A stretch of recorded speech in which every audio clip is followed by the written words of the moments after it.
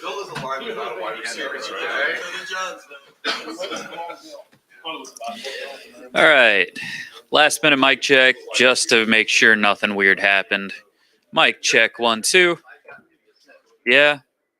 Hopefully. Check 1, 2. Mic check. Excellent. Excellent. Mic check. Yeah.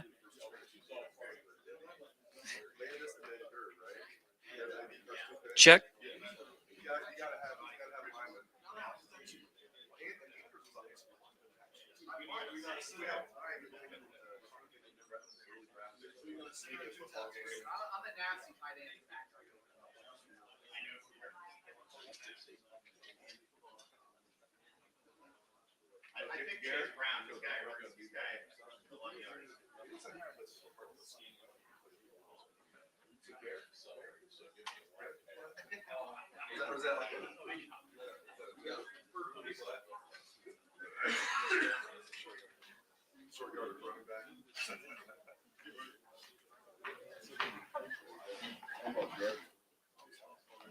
Always falls. Media running back always falls forward.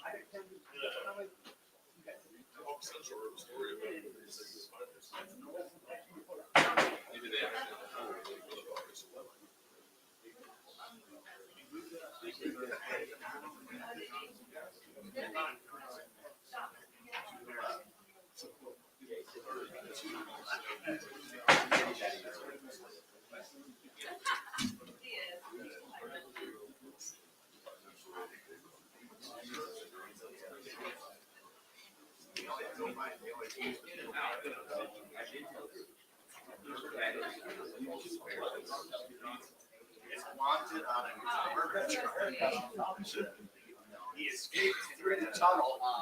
Players were all gathered in the same tunnel.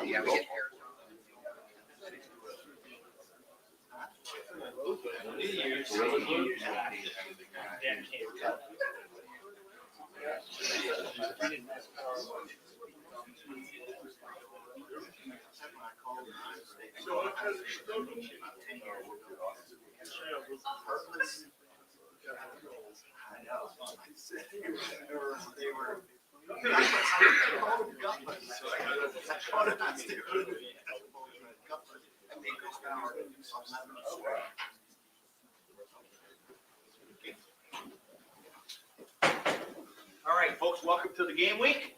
We're going to keep Coach Dave for 20 minutes. We're going to open up front row, middle, Dave Biddle, 24/7 Sports. Ryan, what's different about their defense this year under Jesse Minter? It looks very similar, but I'm sure there's been some tweaks. What stands out maybe that's different from last year's defense? Very similar. Like you said, a few tweaks here and there, but still very good players. And, they're playing very hard and, one of the best defenses in the country. Second row, middle, Nathan Baird, Cleveland.com. A couple weeks ago, you were talking about Ty Hamilton, might have been last week, and you used this phrase "starter caliber." I was curious on the other side of the ball. How close are you to using that term with Dallin Hayden?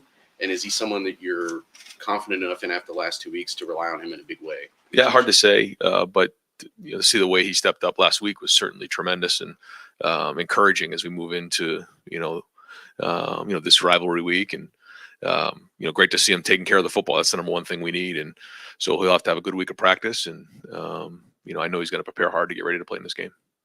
Fourth row, middle, Pat Murphy, 24/7 Sports. Ryan, similarly, like you guys, there's questions about who's healthy on their side of the ball, specifically Blake Corum. How do you go into this week with questions about a running back that's so important to their offense? How do you guys prepare? And do you have to do anything different if he's not on the field? He's a great player. We're going to prepare for him to play. We expect him to play, and we'll just do the best we can. They're a very good offense. They have plenty of running backs, plenty of good players. So while he is very, very good, we'll just continue to prepare for all of them. Fourth row left, Jacob Bench, the Lantern. Hey Ryan, of course Saturday is the first version of the game in Columbus since 2018, and most of the undergraduate body at Ohio State hasn't seen that on campus, or as a student, including myself. So just wanted to get your thought on that and how it's the first game between your team and their team, first time for you. Yeah, 4 years. It's been a while, and being the 100th year anniversary is going to mean a lot more to a lot of people. On Saturday, we understand that, and there's nothing quite like the game, and certainly have learned, so much over, my time here at Ohio State about what this tradition means to so many across the country. And that's why we work the game so hard and take a lot of pride in being our best here. And this is our number one goal every season. First row, front row left, Jared Smalley, WCMH. Hi, Ryan. How much, I don't know if you can qualify this, but how much of the mentality of this team is shaped off what happened in Ann Arbor last year? Well, I think you're shaped by whatever's happened in your past, and we have scars, and it motivated us all off season. So we've worked very hard to get to this moment right here, and now it's time to go prepare the best we can, and that's what we're going to focus on, physically, mentally, and emotionally, to go play the hardest game we've ever played. And we'll find out where we're at on Saturday. Third row left, Dan Holt, 11 Warriors. Ryan, in terms of the running back situation of Travion and Ryan, how much does that balance of how much they'll play on Saturday come down to how much they're able to practice during the week? You're in week 12 here, so it's not like it's early in the season. These guys are experienced, so I think early in the year you'd say, well, if they hadn't practiced all week, it's gonna be hard for them to play in a game. We'd like for them to practice, and we're going to plan on them to practice. But if they miss a little bit here and there to get healthy to go play in the game, then we'll adjust accordingly. But these are veteran players who have played a lot of football. Second row, third row middle, Rob Aller, Columbus Dispatch. Ryan, one advantage of Michigan's media day being yesterday is we get to follow up on what Jim Harbaugh says, which is usually a lot. He says there's no room for hate. This doesn't have to be hate in this game.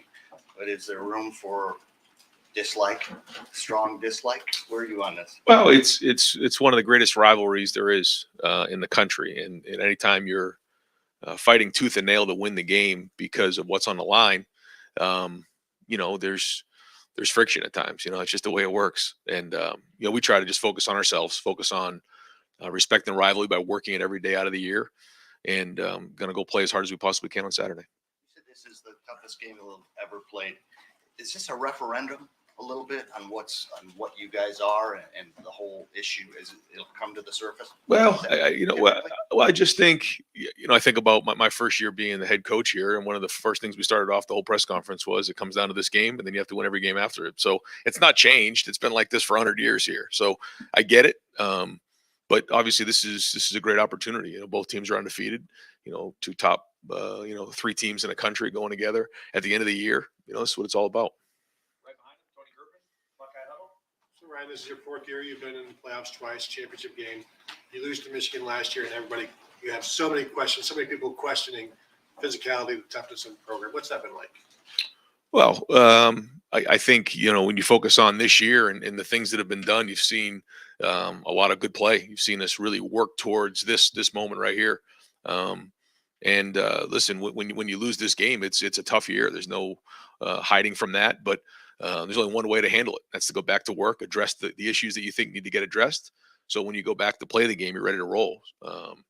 So we got, a few more days here to get ready to prepare, but up until this moment, we've done everything we can to get to this moment right here and be ready to go. And so, when you get to play on Saturday, you get to play with a lot of confidence because you've known you've been working towards this moment for so long. And then you go play as hard as you possibly can. How many of the changes with coaching staff or whatever happened because of that game? I don't know if I could give you a number, but this is, we're evaluated by, the big games. That's the way it goes here. And certainly we know what comes with it. Front row right, Austin Ward, Rivals 97.1.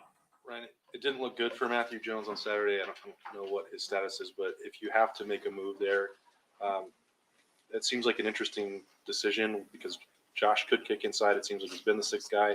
Enoch's been maybe the first at guard. I know you have a week of practice to the decision to make, but what do you think might be the best way forward there? Yeah, if need be, you got a couple options right there that we'll work through during the week and figure out if we do need to go to depth, who to choose. And a lot of that have to do with how the week goes and how Matt's feeling and how well those guys do and pick up the game plan. How much ability do you think Josh has to play inside or outside there? He's done it before. He's mostly been a tackle this year, but he's played on the tight end. You've seen him do that. He played a guard at some points in last year, sometimes the year before. So he has some experience going inside and outside. Second row right, Doug Lane Reese, Cleveland.com. Ryan, in your career, what have you found the balance when it comes to revenge? When it comes to a game that you lost and now you're getting another shot, both in the year-long preparation for that and then the feelings of the guys on game day? What's your experience with that? What's the best way to handle it? Well, I think you can't just get yourself going the week of. You have to build and try to recognize the things that you need to get better at and then address them, get them fixed so that when you're there again, you're more prepared for the moment. And that's really the focus of it. And I think you start talking about some of those other things, you can get distracted on what the most important thing is right now. And I think when you're playing an emotional game and a big game like this, the easy thing to do is say, let's just get to Saturday. Let me just get to the game. But we have to utilize every single minute.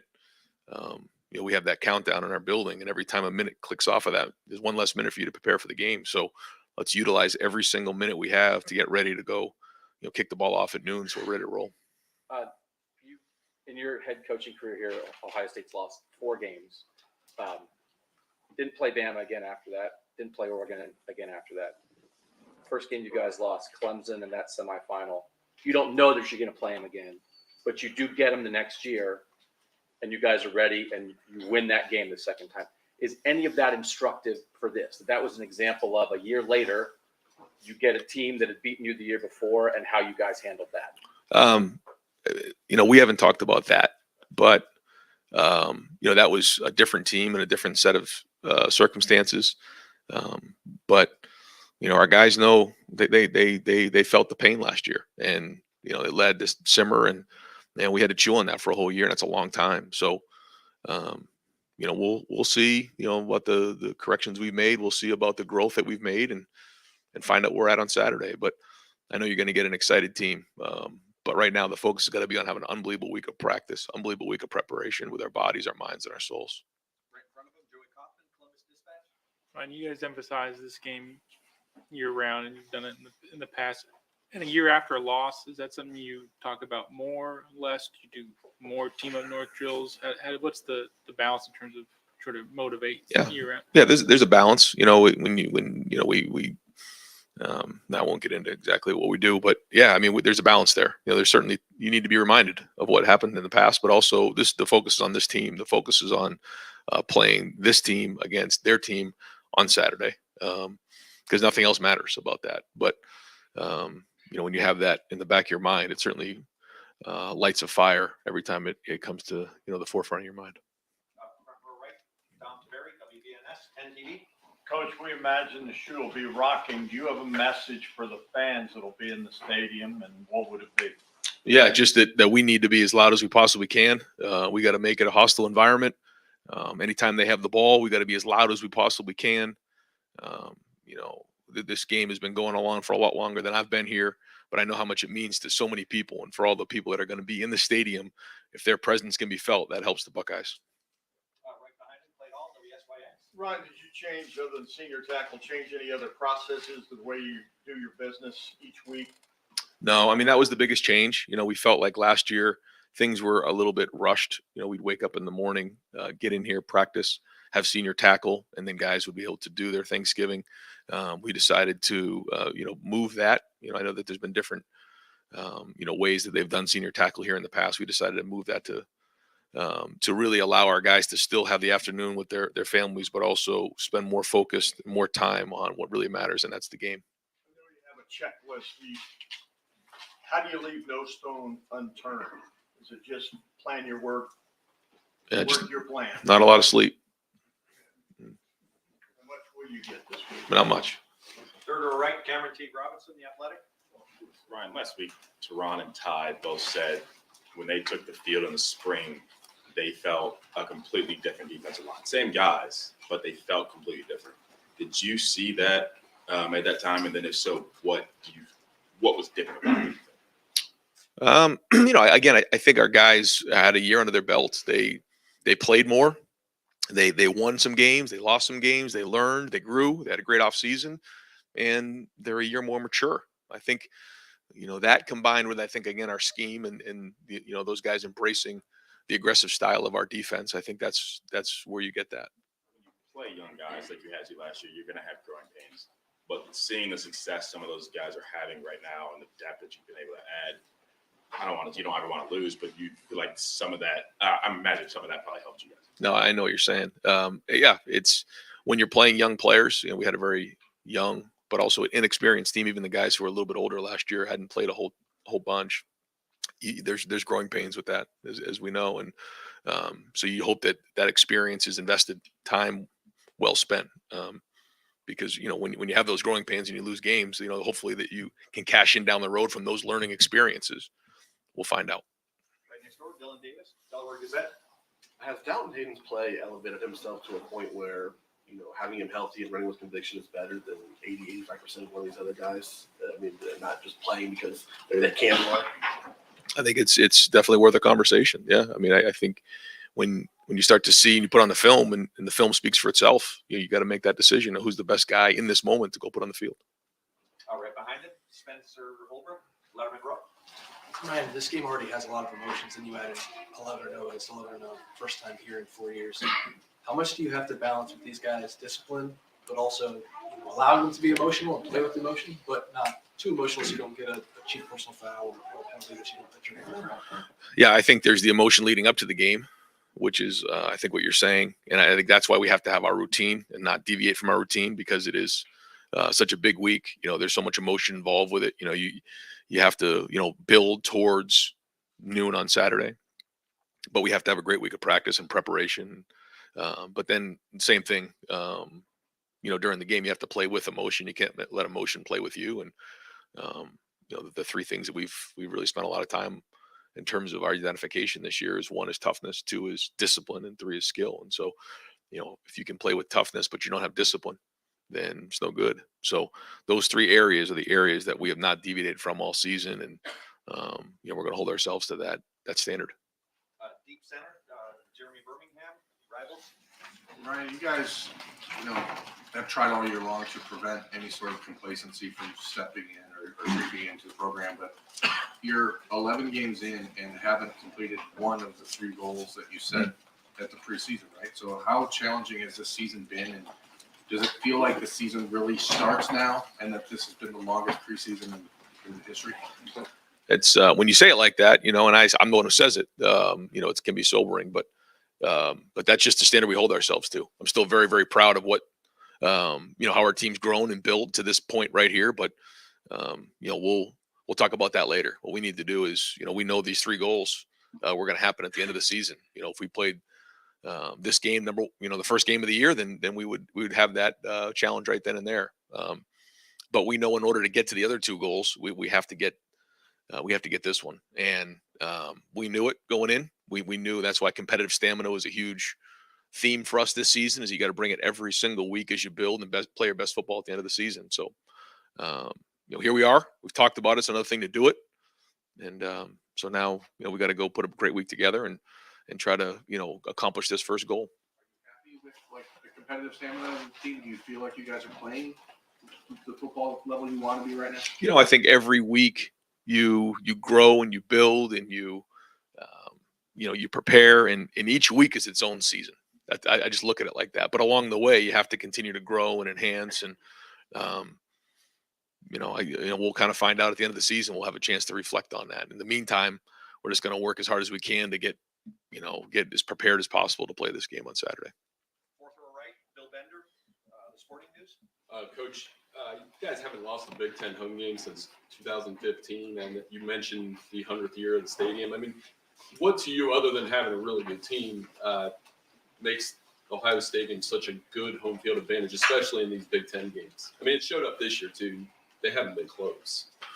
Well, first off, we have the best fans in the land. Our guys enjoy playing in our stadium. I think it's a hostile environment. I think it's a hard place to play in. And I think that our guys really enjoy being here. And I think anytime you have all those things mixed up into one, then that's why you have what you have. So and it's been a while since we played this game at home. I think what you said was, I guess 4 years. Yeah. So and that's part of what every Ohioan and person part of Buckeye Nation wants to be a part of this game at home in the shoe. So I know it's going to be an electric atmosphere. Second row left, Stephen Elwagen, 24/7 Sports. Yeah, Coach. Just assessing the offensive line, it seemed the first half you guys had real problems getting the running game going the way that you wanted to. In the second half, with Dallin Hayden running behind the same offensive line, things worked out much better. Just how did you assess their play over the entire 4 quarters, and are they ready for this challenge this week, I guess? I after watching the film, we had several guys grade out champions. I thought some guys played very well in the game. I think Maryland did a good job. They played really hard. They challenged, but I thought we gotten a little bit more rhythm, like you said, in the second half. I think a little bit of that was just blocking it a little bit cleaner, but I also thought that we hit the hole a little bit better as the game went on. Right next door, Stephen Means, Cleveland.com. I don't want to word this right here. I don't know how much you pay attention to what other programs say, what other people have said outside of this program, but you've emphasized toughness a lot this season, maybe more than any other season you've had. You guys have some of the leadership stuff in the summer, in the off season, 2 leadership groups, and things were said after that Michigan game coming out of that program from coaches. How much of that were you aware of, and how much of that has been on your program's mind this offseason as you guys have kind of pushed some of the stuff, the leadership and the toughness stuff, Sure. and now you've approached things this season? Yeah, I mean, when you're playing in a game like this, there's always going to be, back and forth and things said, and obviously you see things and read things, but there's also a lot of it you try to ignore. But sometimes it matters, who says it too, and how much, consideration you give it. But at the end of the day, we got beaten that game, and we had to figure out why that was. A lot of people have opinions when you lose a game, and we had to identify what was real and what wasn't, and try to go from there. But we certainly don't get caught up in other people's opinions. We cherish ours and try to make great decisions on how to move forward, and that's what we did. Far right, Adam King, WBNS, NTE. When you go off the loss of last year and the bulletin board stuff and all of that. How tough can it be to rein in the emotions this week and make sure that you're not making this game bigger than it actually needs to be? I think that's the balance you try to find. Yeah, is that it is extremely emotional, but you also have to go do a job and play a game. And if you get over emotional or you get too caught up in all that, then you can start to act out of character, and that can't happen. But we also know what's at stake. So there is a fine line there that we are going to find. Front row, Bill Rabinowitz, Columbus Dispatch. Your two predecessors made their reputation in part on success in this game. You're 1-1. How much pressure do you feel personally, not just to coach them to win this game? I mean, how much pressure do you feel? I mean, I think anytime you're here and you're playing in this game, you're going to feel it. Doesn't matter, what your record's been.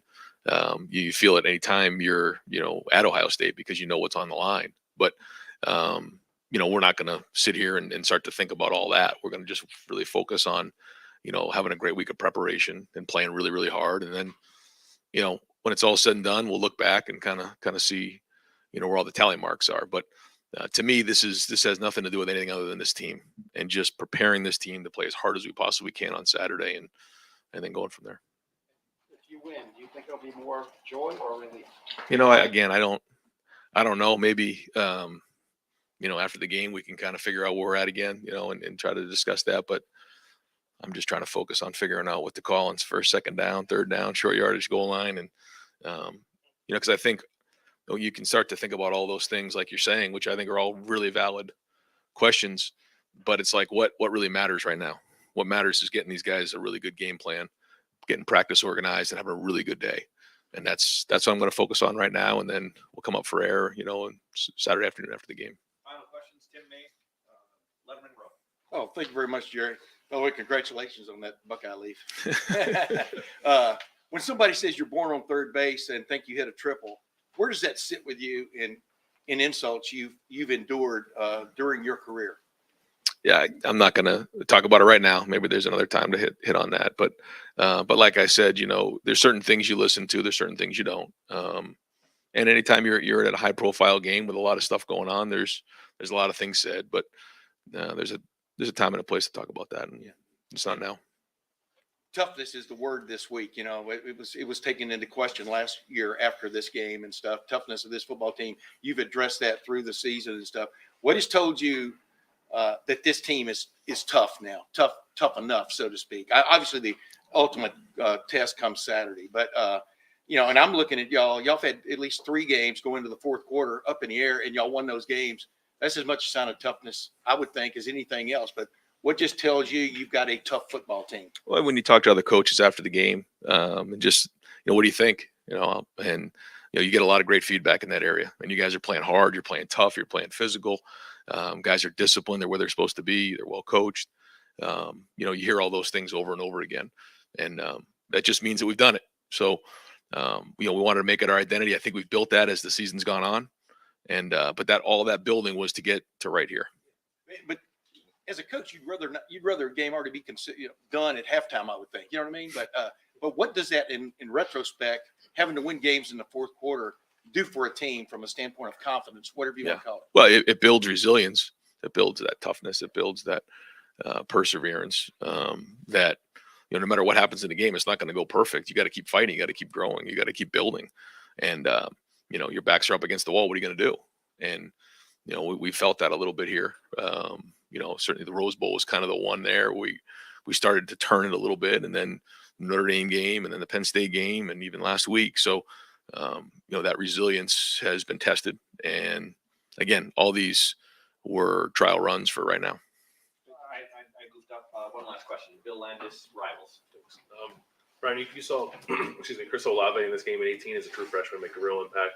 I know Dallin has a larger body of work at this point than Chris did then, but what are the conversations like when you're trying to decide whether or not a relatively inexperienced true freshman can handle a spot like this? Yeah, well, I think you're right. I think I mentioned that earlier, was that the blueprint's already there for guys like that, whether it was, Marvin and Emeka in the Rose Bowl, or, Garrett Wilson, back in 19, had a huge game there. Olave in 18.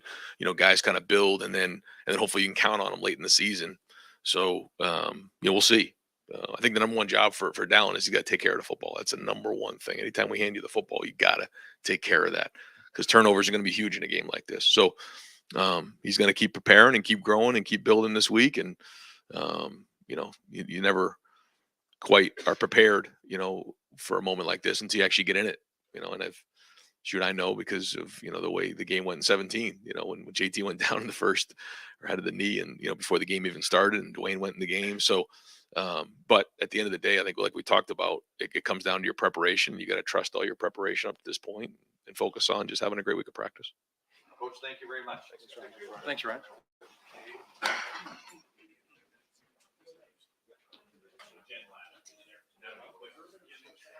All right, folks, we're going to transition right into They Coach won. Knowles here, and we're going to keep him for only 10 minutes. Going to open up the floor, front row right, Austin Ward, Rivals. Jim, I asked last week about Tommy playing with one broken hand. I didn't realize that I needed to ask about the other one being broken. The toughness that he's showing, the way he's playing through that, beyond just trying to find ways for him to tackle, the toughness that he's shown, where does that rank among some of the guys you've worked with? Tommy's as tough as they come, as tough as any player I've been around, and he kind of epitomizes what we want to be as a defense, and I think as a program, because nothing is going to stop him. No matter what the circumstance or the injury, he's going to show up. Second row right, Doug Lamreese, Cleveland.com. Jim, what do you think of the rivalry? It's a privilege to be a part of it. When you're a guy who works his way up to get to this spot,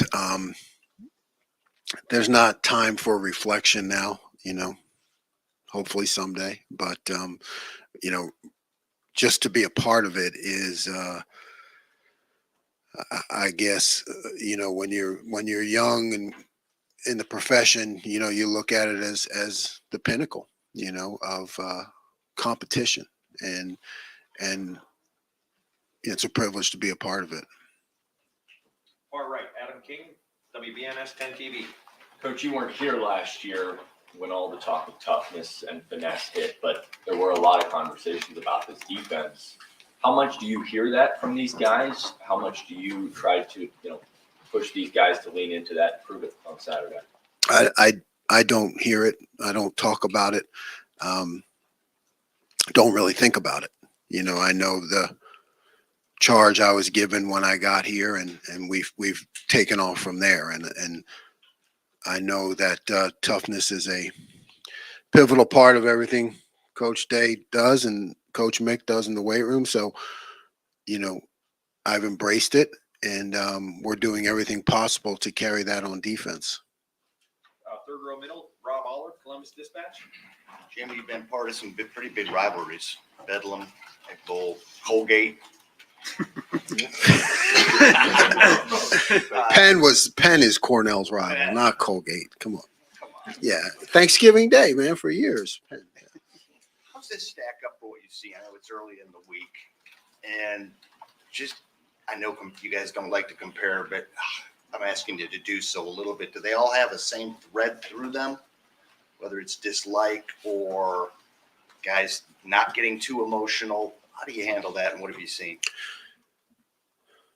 Yeah, there's the same thread through every rivalry I've ever been associated with, of intensity.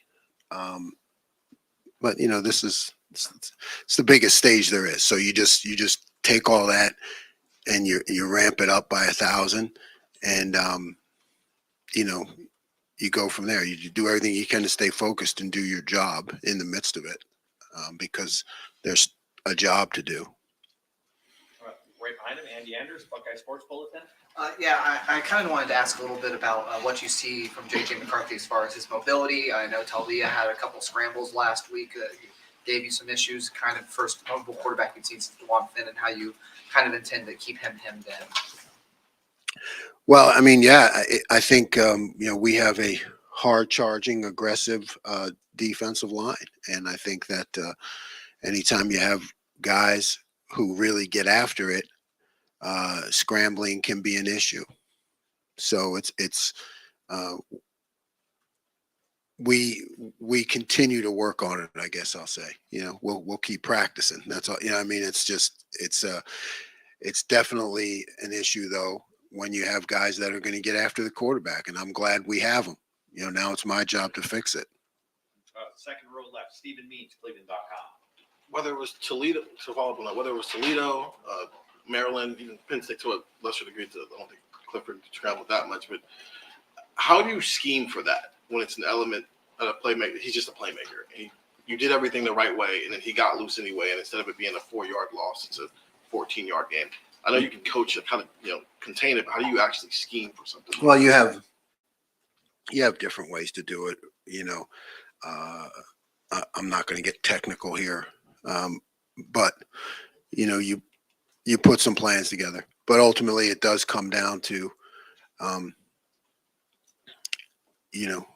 your athletes versus, their athlete, and you just do everything you can to put guys into position, but it does become like controlled chaos, right? I mean, we try to make all these moves and chess pieces, and we think we're doing a good job of it, but it's hard to control the uncontrollable. So give your guys the best shot, and then it's a matchup, and you go from there. Fourth row right, Bill Bender, the Morning News. I think you kind of answered it with the last question, but what does their rushing attack pose the biggest challenge for you guys in preparing for it? And in all these years you've done this, is there another team who, I'm thinking like Kansas State or something, where you played them and it was really difficult to prepare for the way that they run the football? Yeah, I mean, Kansas State in the Big 12. I mean, I certainly at Duke lived my share of option football with Army, Navy, and Georgia Tech, and it's difficult to simulate, the way that they run the ball. So you just got to go back to your habits and your training. You got, again, put guys in great position. Make sure everybody knows that everybody has to tackle. I mean, I think that's a mentality that goes, everybody has to tackle, because they're going to put corner, safety, anybody, they're going to put different people into position where you have to make the tackle. So it's really a mentality. You scheme against it some, difficult to practice. It's just a matter of habits and everything you've worked for to this point, in all your strength training and all of, the extra work you did over the summer. That all comes into play when push comes to shove. Deep right, Spencer Holbrook, Letterman Row. Jim, they run the ball a lot, obviously, but they also throw the ball running back out. Excuse me. Tight ends, put you in different matchups. How do you balance knowing how much you have to stop the run, but also understanding that out of the backfield they can really do some damage? Yeah, well, they're a complete offense, and they challenge you in a lot of different ways. So, you have to have some different things that you can go to at different times, to try to keep the offense off balance. I mean, that's really the only way to answer the question is, those points that you mentioned, the things that they do, and they do it well. You just got to counterattack, and that's what we've been working on all year. Second row right, Bill Landis, The Athletic. Jim, Travels. You said maybe back in the spring that the jack position, Leo position, was first conceived as more of a run game disruptor than anything else. Does this game put that position in more of a spotlight with as much as Michigan likes to use pullers? Yeah, I mean, I definitely feel that it is a tool, in our toolbox to be able to handle all the different things that an offense like this throws at you, and it's definitely a fix-it tool for us, and we've worked hard to get it ready. Front row Row Middle. Bill Rabinowitz, Columbus Dispatch. When you came here and we asked if you had watched tape of players, you said no, everything's a blank slate. How much did you study last year's Michigan game? And is there a way to quantify how much time you've put into preparing for this game? I haven't put any time into last year's game, and there's no way to quantify the time that's gone into the preparation. I mean, it's just constant. Right behind him, Nathan Barrett, Cleveland.com. Just stepping back to last week, and I know that Maryland's offense and Michigan's offense very different, but the defense allowed 2 75-yard touchdown drives in the second half, but also kind of made some key stops. Just how did you evaluate that performance relative to how you feel this defense is sort of ready for this moment? I thought it was great when we made key stops and plays, and I thought it sucked when we didn't. I mean, it's like, man, but the good part about it is you're right. We were off on some things, and I see it. We all see it, and we know we have to get better. But the good part is I think the competitive excellence that coach always talks about, and the defense has developed that in key situations this year. We have not been perfect. I think we've trended upwards, but when the times have come that we needed to make plays, we have. So I think that's a good sign. Front row middle, Joey Kaufman, Columbus Dispatch. Jim, considering you were hired just a couple weeks after a loss to Michigan, and a loss where you guys gave up 42 points, what sort of, personal stakes, weight on your shoulder do you feel just going into this game for the first time? The job is the job. It's like I've said before, the process for me is the same. It's just that the expectations are different, so you keep your process and your habits intact because that's what leads you to success. But yeah, I mean, you'd have to be numb not to feel it. You feel it, but you stay focused on the moment and what can I do to give us an advantage? That's really the only thing that's always on my mind, right? And for me to feel this or feel that, or it doesn't give me any advantage, so I want to always be pressing to find ways to give our defense an advantage. Next door, Ken May, Leatherman Row. Yeah, thank you, Jerry. Jim, I'm just wondering, number one, are you perusing everything? Are you and your staff perusing everything to try to find out is Blake Corum going to play or not? He is a special player. You understand? And then past that, his ability to hit the bounce to the outside, I think, really sets him apart. I mean, he's tough and everything else, but what is the key to not getting burned by that? I mean, is it eye control, discipline, whatever? But in a game of this magnitude, how do you keep everybody from running to the fire, if you know what I'm saying? Yeah. First question, we're not spending any time investigating whether he's playing or not, just assuming he's going to play. He's an exceptional back, like you said, very talented. And yeah, it has a lot to do with discipline, and understanding angles and taking your shot when you have it, but on the appropriate angle, and playing hard within the scheme. So a lot to do with discipline, because if you're out of place, he'll make you pay for it. And final questions, fourth row right, Tony Gertman, Buckeye Huddle. You said, what can you do to give the guys an advantage? It's always the thing that's always on your mind. Where's the most random place where it's been on your mind and you're like, oh, this might do something, like at home, out, like how often does it come up? It's never not on my mind, ever. Thank you very much. Appreciate your time. All right, folks, that'll wrap it up in here. We'll head out to the indoor facility. Sorry about no food today, guys. I was a little ahead of myself on the food, but media meal is on my mind still. So there's still time to order something. Yeah, so we're gonna bring everything out onto the indoor now, folks.